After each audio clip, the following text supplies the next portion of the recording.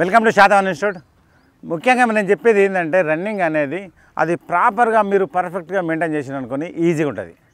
అది మనం అబ్బో ఉరకడం ఏంది, ఇది అంత కష్టం, ఇట్లా చేస్తే మాకు బాగా ఇబ్బంది అవుతాయి, పెయిన్స్ వస్తాయి, అవి వస్తాయి, ఇవి వస్తాయి అంటే అట్లా కుదరదు. ఎందుకంటే మనం ప్రాపర్గా పర్ఫెక్ట్గా చేసినప్పుడు మాత్రమే మనం మన జాబ్ని అనేది రీచ్ కాగలుగుతాం. ఎవరైనా కష్టం లేనిది ఫలితం ఉండదు. ఎంత కష్టపడతారో అంత ఫలితం ఉంటుంది. కష్టం అంటే అందరం కష్టపడతాము, కానీ దానికి ఒక సిస్టమ్ అనేది ఉంటుంది, మనం ఒక వే అనేది ఉంటుంది, ఒక ప్రాపర్ అనేది ఉంటుంది. అలా కష్టపడినప్పుడు మాత్రమే మనము జాబ్ అనేది రీచ్ను చేరుకోగలుగుతాం. లేదంటే చాలా కష్టంగా ఉంటుంది. చాలామంది రన్నింగ్ అంటే ఇప్పుడు మనం ఒక ఇంగ్లీష్ పర్ఫెక్ట్ కావాలంటే ఫస్ట్ ఏబీసీలు నేర్చుకుంటాం, ఆ తర్వాత ఏపీపీఎల్ యాపిల్ అని నేర్చుకుంటాం. ఇవి రెండు నేర్చుకున్న తర్వాతనే మనం ఇంగ్లీష్ పదాలను ఎలా చదవాలి, ఎలా అనేది మనకు అప్పుడు ఐడియా వస్తుంది. మనకు మీరు ఎట్లా ఆలోచిస్తారంటే ఫస్ట్ రోజు రావాలి, సెకండ్ రోజు మాత్రమే 12 సెకండ్లు పడాలి 100 మీటర్. అది పాసిబుల్ అవుతుందా? కాదు.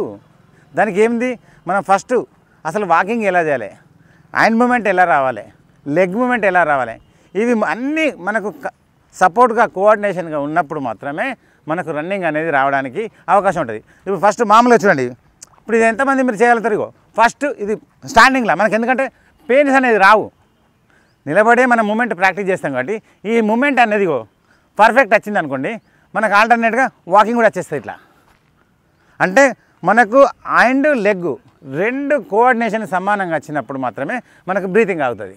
లేకపోతే బ్రీతింగ్ ఆగదు. ఏం చేస్తావు, కాళ్ళన ముందు తీస్తావు, లేకపోతే చేయన్న ముందు తీస్తావు. ఇలా తీయడం వల్ల ఏమవుతుంది, ఏది ఒకటి లెగ్ ముందైనా హ్యాండ్ ముందైనా ఇప్పుడు మన స్పీడ్ లాక్ అవుతుంది, మన హార్ట్ లాక్ అవుతుంది. ఈ లాక్ కావడం వల్ల ఏమవుతుంది, మోసొస్తుంది. మోసనే కాదు, కొంతమంది చనిపోయే అవకాశం కూడా ఉంటుంది.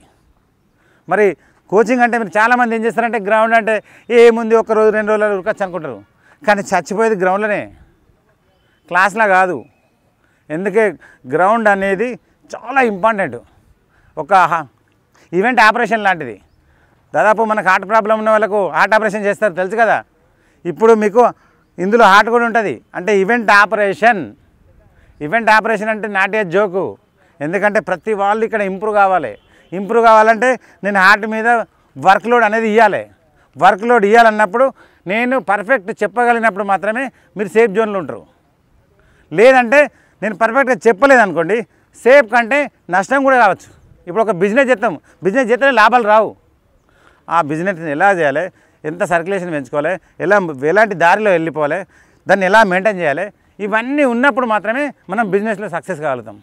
ఈ ఫిజికల్ కూడా అంతే. అక్కడ అంటే డబ్బే పోతుంది బిజినెస్లో, కానీ ఇక్కడ ప్రాణం పోతుంది. ఏ ఒక్క రాంగ్ వర్కౌట్లు ఒక 2-3 చేసినా కానీ ఇప్పుడు ఏర్పడకపోవచ్చు ఈ 30 ఇయర్స్ వరకు. 30 ఇయర్స్ తర్వాత బాడీలో డిసీజ్ వస్తుంది, పెయిన్స్ వస్తాయి. అందుకే నేను చెప్పేది ఏంటంటే గ్రౌండ్ అనేది ఖచ్చితంగా క్వాలిఫైడ్ ప్రొఫెషనల్ అథ్లెట్ మాత్రమే మనకు ప్రాపర్గా కోచింగ్ ఇస్తాడు. రేపు మన లైఫ్లో కూడా 100% హెల్త్గా ఉండగలుగుతాం. ఎందుకంటే మనం ఇంత కష్టపడి మనం ఇక్కడికి వచ్చింది దేనికి, జాబ్ రాగానే హ్యాపీ కాదు. ఆ జాబ్తో పాటు మనకు హెల్త్, మన డిసిప్లిన్, మన టైం సెన్స్, మనకు అన్నీ పర్ఫెక్ట్గా మనకు ఇంప్రూవ్ అయినప్పుడు మాత్రమే మనము లైఫ్లో సంతోషంగా ఉన్నట్టు. కాబట్టి ఇప్పటికైనా చూడండి, మీరు ఈవెంట్ చేసేటప్పుడు జోక్ చేయకూడదు. మనకి ఇంతకుముందు కూడా చాలామంది అక్కడ ఇక్కడ చూస్తుంటాము, ఈ రన్నింగ్ చేసేటప్పుడు ఇలాగ హార్ట్ ప్రాబ్లం వచ్చి చనిపోయాడు, అది చేసినప్పుడు. అందుకే ఒక మంచి కోచ్ చెప్పినప్పుడు ఖచ్చితంగా అలా ఫాలో కావాలి. చాలామంది ఏం చేస్తుంటారంటే ఒకటి ఉరుకుతారు, మళ్ళీ ఆగిపోయి వచ్చి మళ్ళీ సడన్లీ ఫాస్ట్ ఉరుకుతారు. ఈ ఫాస్ట్ ఉరకడం వల్ల ఏమవుతుంది, ఫస్ట్ నీ పెయిన్స్ వస్తుంది, మళ్ళీ హార్ట్ మీద ఎఫెక్ట్ పడుతుంది. కాబట్టి మీరు చెప్పేటప్పుడు ఖచ్చితంగా ఈ గ్రౌండ్లో ఉన్నంతసేపు ఖచ్చితంగా టైం అనేది ఖచ్చితంగా మెయింటైన్ చేయాలి. ఏ టైంలో ఏం వర్కౌట్ చేయాలి, ఏ టైంలో వార్మప్ చేయాలి, ఏ టైంలో వర్కౌట్ చేయాలి, ఏ టైంలో రిలాక్స్ చేయాలి, ఇవి ఉన్నప్పుడు మాత్రమే మనం ఖచ్చితంగా రేపు మన గోల్ అనేది రీచ్ అవుతాం. మన ఇన్స్టిట్యూట్లో ఖచ్చితంగా ఇది సీరియస్గా తీసుకుంటాను. నేను ఒక professional health and fitness trainer కాబట్టి నేను ఎక్కడ ముంబైలో చేసిన వివిఐపీలు అంటే మహామహులతో ట్రైనింగ్ చేసినాను. కాబట్టి హెల్త్ వాల్యూ అనేది నాకు బాగా తెలుసు. మళ్ళీ ఫిట్నెస్ అంటాం, ఇంకా ఫిట్నెస్ అనేది ఇంకా హై స్టాండర్డ్. ఫస్ట్ హెల్త్, తర్వాత ఫిట్నెస్, ఆ తర్వాత ఈవెంట్ స్కోర్. ఈ 3 మ్యాచ్ అయినప్పుడు మాత్రమే బెస్ట్ స్కోర్ అనేది చేయడానికి అవకాశం ఉంటుంది.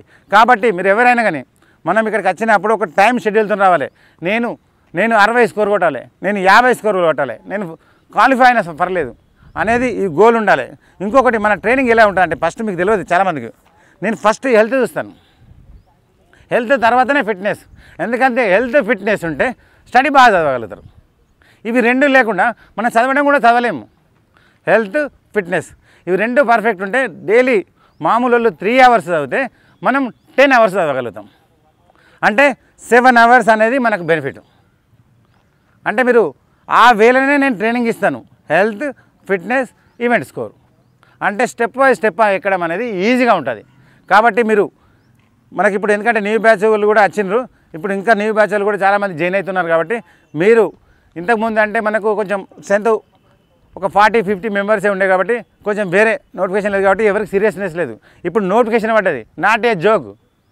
ఈ విషయంలో మాత్రం బాగా సీరియస్గా తీసుకుంటాం. మీరు ఖచ్చితంగా టైం సైజ్ చేయండి. 2-3 సార్లు నేను పిలిచిన అనుకోండి, అది ఇక మీకే మైనస్.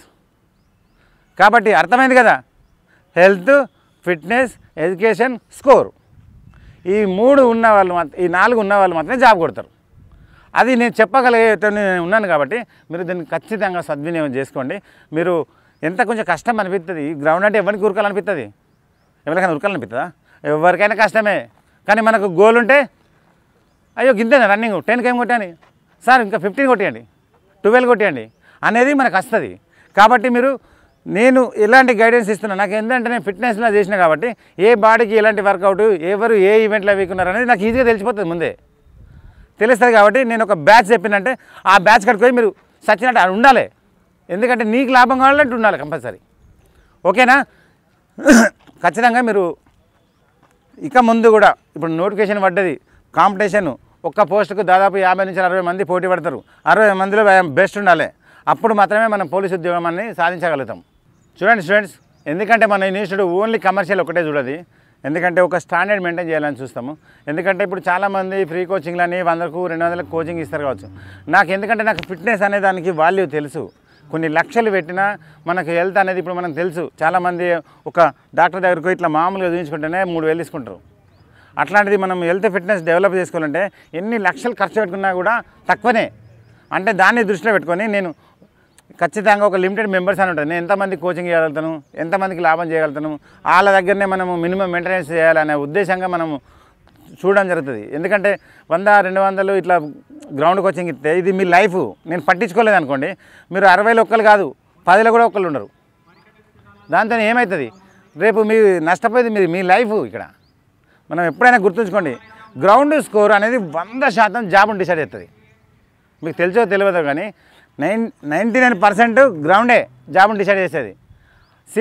సివిల్ కొట్టరని అంటలేను, సివిల్ ఎవరు వాళ్ళు ఇక ఎనీ టైము అట్లాంటి వాళ్ళు చాలామంది గ్రౌండ్లో కూడా పోతుంటారు. కాబట్టి మనం ఏంటంటే రిటర్న్ గ్రౌండ్ 2 అనేది సమానంగా చూసుకున్నప్పుడు మనకు దేంట్లో ఒక దాంట్లో అనేది స్కోర్ వస్తుంది. కాబట్టి మనం జాబ్ కొట్టడానికి అవకాశం ఉంటుంది.